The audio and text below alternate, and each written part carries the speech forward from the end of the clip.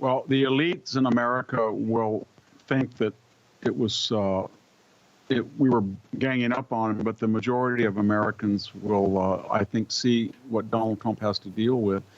Usually in international diplomacy, the client doesn't dictate to the patron, especially when the patron is hosting him. So there was a breach of protocol.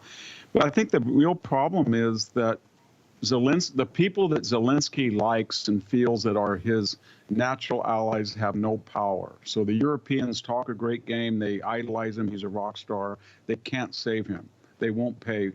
And the people in the United States that are his natural constituency, the bi-coastal elite and the left, are out of power now.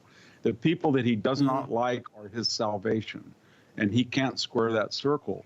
And he knows that he went to Pennsylvania in a critical swing state, campaigned basically for Kamala Harris.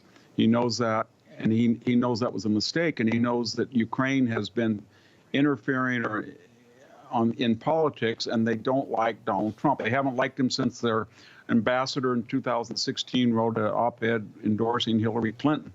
But all of that said, the irony is they're very close to an agreement. There's only one or two issues now. They've got everything solved. They will not be in NATO, but they are the best armed NATO country that's not in NATO.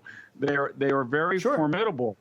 And then second, they're not going to get back the Donbass and Crimea. Nobody ever thought they could. That was just rhetorical. Number three, there's just two issues. How far will Vladimir Putin be willing to go back to his 2020 embarkation point? And number two, how will you deter him not to do it again? And the answer is that Donald Trump came up with a very innovative idea to have a DMZ somewhere near where he, along the border, whether it's 100 miles, 50 miles, 60 miles, or no miles where they came, and then have it a commercial zone. So there's Americans there, they're profiting, they get paid back. And Vladimir Putin does not want to invade and kill Americans, which he'd have to do because the concessions are right on the border. And then we square we say we're not putting troops there. We are not putting troops there, but we're going to profit from it along with Ukraine. It'll enrich Ukraine. We'll get Europeans, and there will be a commercial corridor, and Putin will not go in there because if he does, he will face some consequences. And that's all I don't understand why Zelenskyy couldn't have just said, let's just do the mental deal now. That's all we have to do. Every good thing will follow. Yeah, I think I know. I think it stems from this meeting last week. The Europeans held, their own little Ukraine summit in response to the United States, Russia, and having these conversations in Saudi Arabia. They made a huge show. Oh, the United States is not here.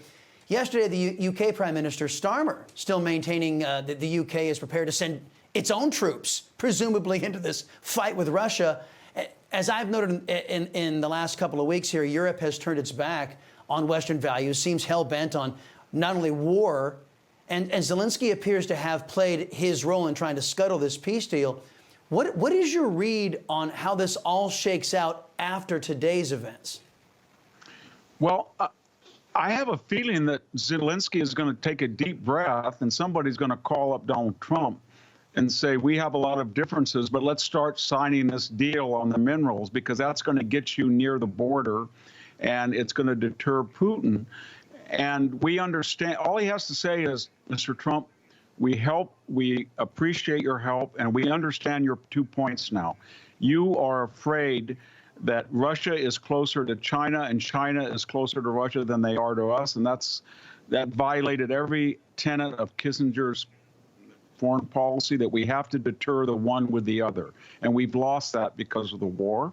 And number two, they have 7,000 nuclear weapons. So we broke we don't want to get into a Cold War situation like Cuba, where our main rival is trying to use a surrogate to hurt us, the way Khrushchev did. We don't want to have this war interpreted as trying to hurt you with nuclear. So we've got geostrategic considerations that transcend even this mess. And then the final thing is, Mr. Zelenskyy, as Trump said, who gave you offensive weapons? Who killed the Wagner Group? Who did all of that? What 4-year period of the last 20 years? You know, folks, I thank God for my wonderful wife, my kids, my country, the greatest nation ever. And Americans like you who believe in the truth, the Chris Salcedo Show will never stop fighting for you. The Chris Salcedo Show, for the news you need to know.